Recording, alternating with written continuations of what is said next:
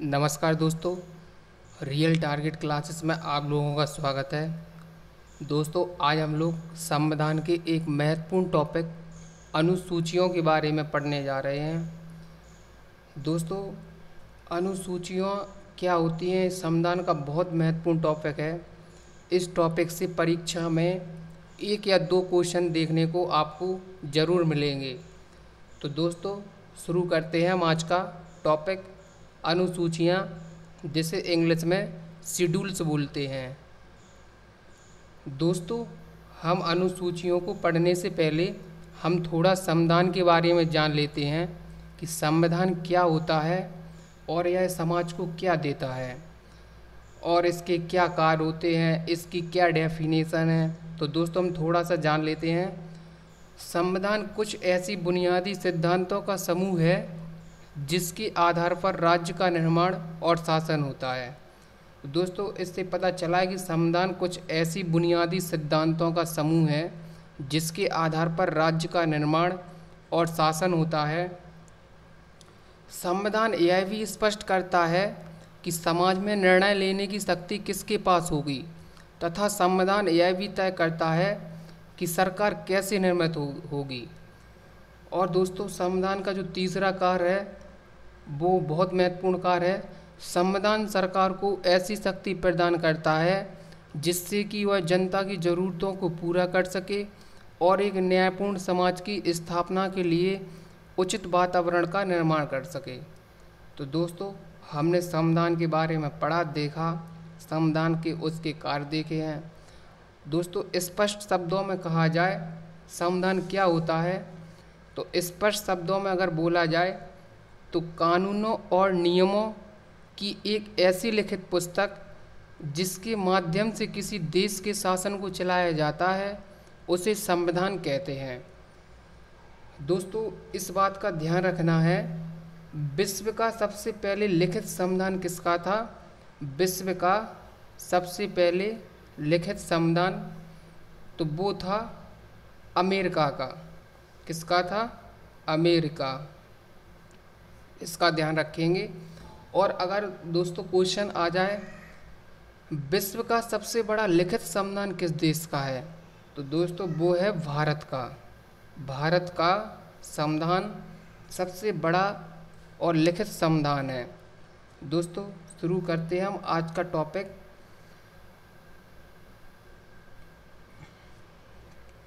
भारत के मूल संविधान में 8 अनुसूचियाँ थी, परंतु वर्तमान में भारतीय संविधान में 12 अनुसूचियाँ हैं। दोस्तों, जब संविधान लागू हुआ था तो उस समय भारतीय संविधान में 8 अनुसूचियाँ थीं। 4 अनुसूचियों को जोड़ा गया है संविधान संशोधन के द्वारा, जिससे वर्तमान में 12 अनुसूचियाँ हैं। दोस्तों, 4 अनुसूचियाँ हम पढ़ेंगे बाद में। कौन कौन सी अनुसूचियों को जोड़ा गया है वो हम पढ़ेंगे, लेकिन फ़िलहाल में हम अभी पहली अनुसूची को देखते हैं। दोस्तों, पहली अनुसूची राज्य तथा संघ राज्य क्षेत्र का वर्णन। पहली अनुसूची में राज्य तथा संघ राज्य क्षेत्र का वर्णन आता है। अगर हम स्पष्ट शब्दों में कहें तो इसमें पहली अनुसूची से हमें भारत की जानकारी, राज्य और केंद्र शासित प्रदेशों की जानकारी मिलती है। अगली अनुसूची में बताया गया है, इसमें मुख्य पदाधिकारियों की वेतन भत्ते के बारे में बताया गया है। दोस्तों, दूसरी अनुसूची हमारी वेतन भत्ते से संबंधित अनुसूची है, जिसमें राष्ट्रपति और राज्यपाल के वेतन भत्ते शामिल होंगे। लोकसभा तथा विधानसभा के अध्यक्ष तथा उपाध्यक्ष, जिन्हें स्पीकर्स और डिप्टी स्पीकर्स बोलते हैं, राज्यसभा तथा विधान परिषद के सभापति तथा उपसभापति के वेतन भत्ते, उच्चतम न्यायालय के न्यायाधीशों के वेतन भत्ते, भारत के नियंत्रक महालेखा परीक्षक के वेतन भत्ते, इन सभी के वेतन भत्ते हमारी दूसरी अनुसूची में आ जाते हैं। तो दोस्तों, अगर वेतन भत्ते की बात की जाए तो वो हमारे दूसरी अनुसूची में आएगी। और पहली अनुसूची में भारत की जानकारी, राज्य और केंद्र शासित प्रदेशों की जानकारी मिलती है। अगली अनुसूची पढ़ेंगे दोस्तों। अगली अनुसूची है तीसरी अनुसूची। दोस्तों इसमें तीसरी अनुसूची में शपथ संबंधी प्रावधान दिए गए हैं। इसमें विभिन्न उम्मीदवारों द्वारा ली जाने वाली शपथ के प्रारूप दिए गए हैं। ये उम्मीदवार हैं, ये उम्मीदवार कौन कौन से हैं? तो दोस्तों ये संघ के मंत्री, संसद के लिए निर्वाचन हेतु अभ्यर्थी, संसद के सदस्य, सर्वोच्च न्यायालय के न्यायाधीश, भारत के नियंत्रक एवं महालेखा परीक्षक, राज्य मंत्री, राज्य विधानमंडल के लिए निर्वाचन के लिए अभ्यर्थी, राज्य विधानमंडल के सदस्य और उच्च न्यायालय के न्यायाधीश। दोस्तों ये सब तीसरी अनुसूची के अंतर्गत शपथ ग्रहण करते हैं। लेकिन दोस्तों नोट लगा के आप लिख लेना ध्यान से, राष्ट्रपति जो होता है वो अनुसूची 3 के तहत शपथ ग्रहण नहीं करता है। दोस्तों इस बात का ध्यान रखना, ये पेपर में पूछ लिया गया था। तो दोस्तों अधिकतर स्टूडेंट तीसरी अनुसूची लगाए आए थे कि तीसरी अनुसूची के अंतर्गत राष्ट्रपति शपथ ग्रहण करता है, लेकिन ये गलत है। राष्ट्रपति तीसरी अनुसूची के अंतर्गत शपथ ग्रहण नहीं करता है। अगला प्रश्न देखें।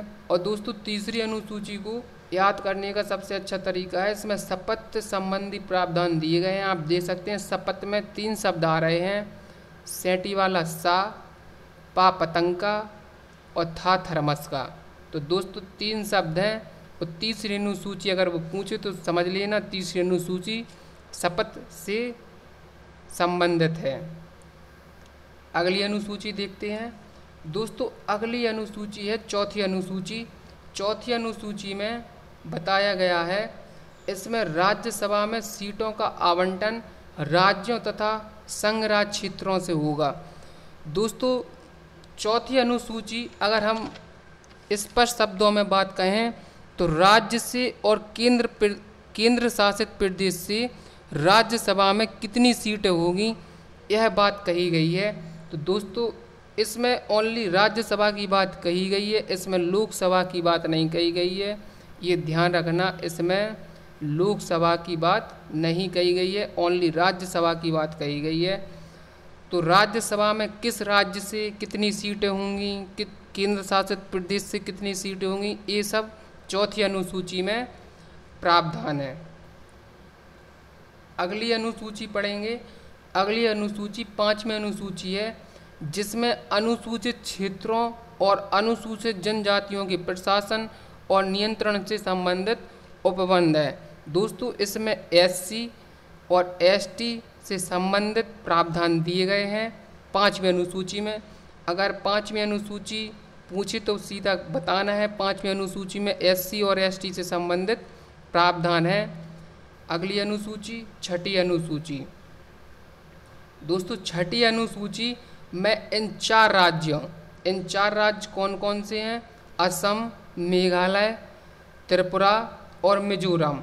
इन 4 राज्यों में ST के प्रावधान, इन 4 राज्यों में जनजाति क्षेत्रों के प्रशासन के विषय में उपबंध दिए गए हैं।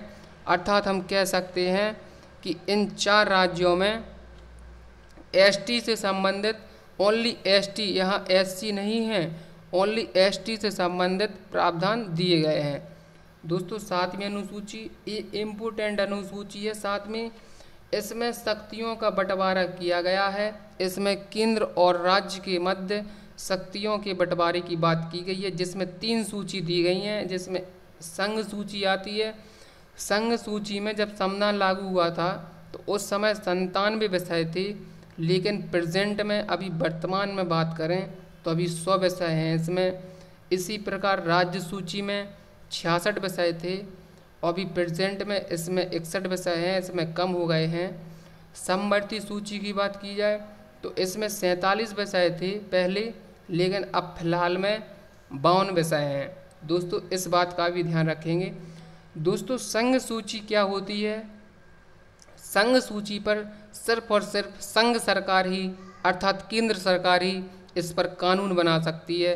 इसमें जो विषय होते हैं उसमें सिर्फ और सिर्फ केंद्र सरकार ही उसमें कानून बना सकती है। जैसे अगर एग्जाम्पल दी जाए तो एग्जाम्पल जनगणना। जनगणना एक संघ सूची का विषय है, इस बात का ध्यान रखेंगे। समवर्ती सूची क्या होती है दोस्तों? इसमें राज्य और केंद्र शासित दोनों, इसमें जो विषय होते हैं उसमें राज्य और केंद्र शासित दोनों अपना कानून बना सकते हैं इन विषयों पर। जैसे अगर समवर्ती सूची की बात करी जाए, इसके एग्जाम्पल की बात करी जाए तो इसमें शिक्षा, जो शिक्षा होती है ये समवर्ती सूची के अंतर्गत आती है। और राज्य सूची की बात की जाए तो दोस्तों राज्य सूची पर सिर्फ और सिर्फ राज्य सरकार ही कानून बना सकती है, लेकिन ज़रूरत पड़ी तो उस पर संघ सरकार भी कानून बना सकती है दोस्तों, क्योंकि अनुच्छेद 1 में कहा गया है भारत अर्थात इंडिया राज्यों का संघ होगा।